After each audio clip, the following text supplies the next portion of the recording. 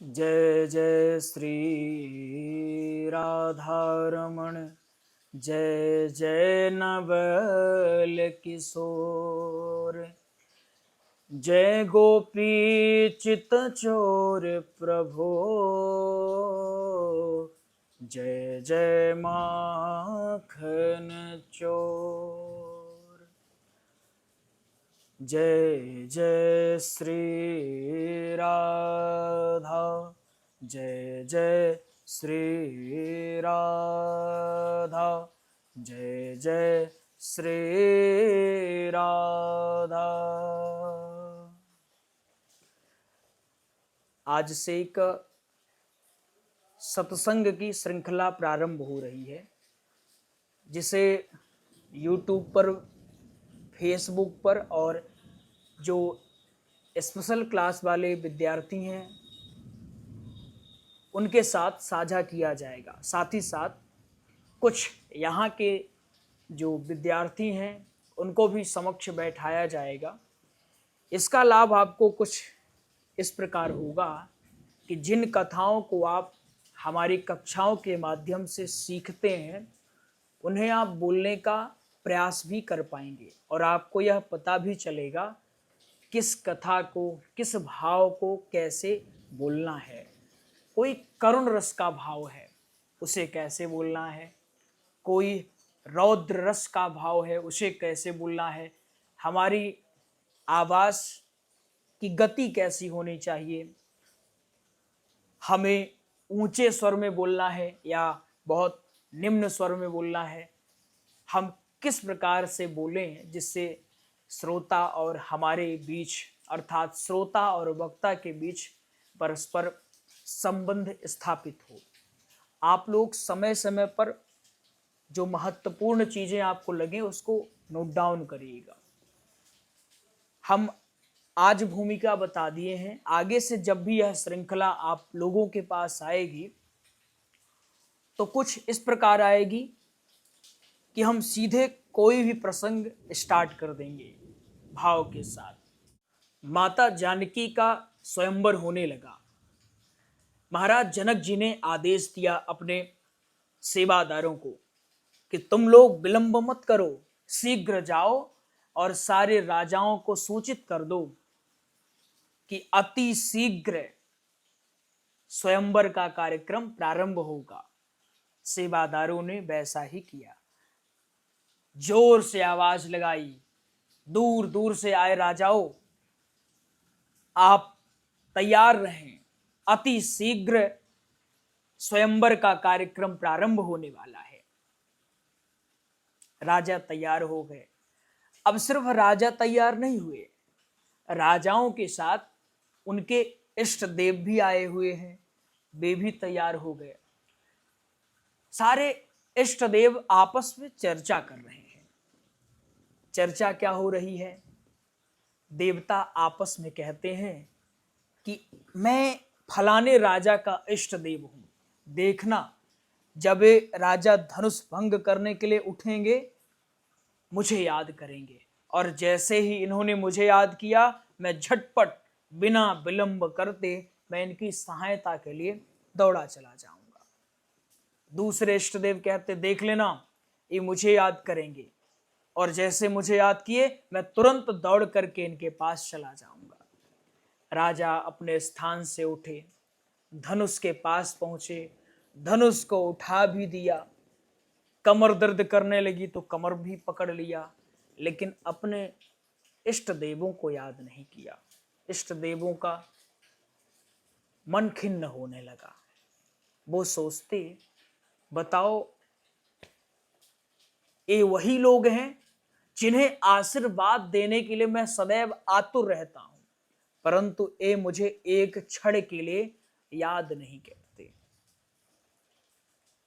एक तरफ इष्ट देव जो हमारी सहायता करने के लिए तत्पर हैं, और दूसरी तरफ ये देवता जिन्हें इतनी भी फुर्सत नहीं है कि अपने इष्ट देवों को याद कर ले। बड़ा सुंदर भाव है। अभिवादनशीलस्य नित्यं वृद्धोपसेविन् चत्वारि तस्य वर्धन्ते आयुर्विद्यायसो बलम्। अपने पूज्य जनों का सदैव सम्मान करना चाहिए। यदि हम पूज्य जनों का सम्मान करते हैं तो 4 चीजें हमारी बढ़ती हैं। पहली आयु, दूसरी विद्या, तीसरा यश और चौथा बल। परंतु जब हमारे अंदर अहम का भाव आ जाए कि हम सर्वश्रेष्ठ हैं, हमारे अंदर यह क्षमता है, मैं यह कर सकता हूं, मेरे अंदर यह गुण है, तो फिर हमारे इष्ट देव भी सोचते हैं कि जब तुम्हारे अंदर ही इतना गुण विद्यमान है तो फिर मेरी क्या आवश्यकता है, तुम खुद ही कर लो। किसी ने कहा राजा धनुष क्यों नहीं उठा पाए, तो एक संत जी ने बड़ी सुंदर बात कही।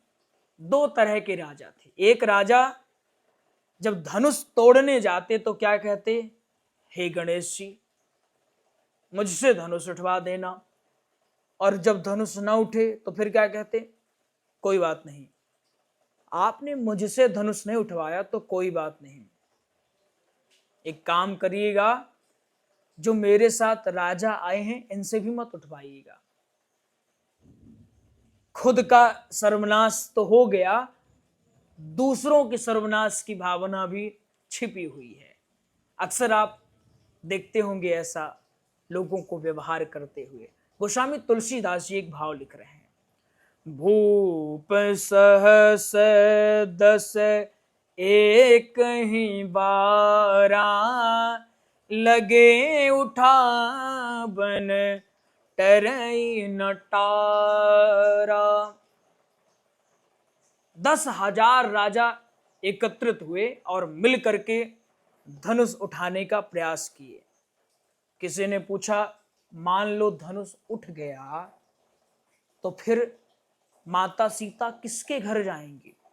राजाओं ने कहा हमने पहले ही सोच रखा है, जब धनुष टूट जाएगा तो हम युद्ध करेंगे, जो युद्ध में विजयी होगा उसी के साथ सीता का विवाह हो जाएगा। बताओ क्या ऐसे व्यक्ति का या ऐसे उम्मीदवार का चयन करना चाहिए जो युद्ध की कामना लिए हो, जो फूट डालने की बात करता हो। कथा में कभी भी जाइए तो सबसे पहले यह विचार करके जाइए कि हम इकट्ठे होकर के जा रहे हैं और एक होकर के आएंगे। इकट्ठा होना और एक होना बड़ा अंतर है। भीड़ एकत्रित होती है लेकिन क्या वह भीड़ एक है। अगर भगदड़ मच जाए तो लोग अपना सोचते हैं कि मैं बच जाऊं, बाकियों का मुझे नहीं पता। उसको इकट्ठा होना कहते हैं। एक होना किसको कहते हैं कि भले ही मेरी जान में आफत आ जाए लेकिन मैं सामने वाले को तनिक सा भी कष्ट पहुंचने जैसी बात मन में भी नहीं सोचूंगा। यह एक होने की बात होती है। तो सदैव प्रयास करना चाहिए कि एक होकर के रहें। किसी ने कहा राम जी ने धनुष कैसे तोड़ा। राम जी स्वयं को शून्य बना करके गए, और जब हम स्वयं को शून्य बना लेते हैं तो हमें सृष्टि की सहायता मिलना स्वतः प्रारंभ हो जाती है। भगवान भी कृपा करना प्रारंभ करते हैं। जब कोई विद्यार्थी यह कल्पना करने लगता है या उसके अंदर यह भाव आता है कि मैं तो ज्ञानी हूं, तो उसके आचार्य भी सोचते हैं कि जब तू ज्ञानी है तो मैं तुझे क्या सिखाऊंगा, तू ही मुझे कुछ सिखा देना। परंतु जब कोई विद्यार्थी पूरी तरह से निर्भर होता है, वह अपनी निर्भरता अपने आचार्य के प्रति दिखाता है, तो गुरु भी पूर्ण जिम्मेदारी के साथ उसके पीछे खूब मेहनत करना प्रारंभ कर देते हैं। सदैव छोटी बन के रहने का भाव है।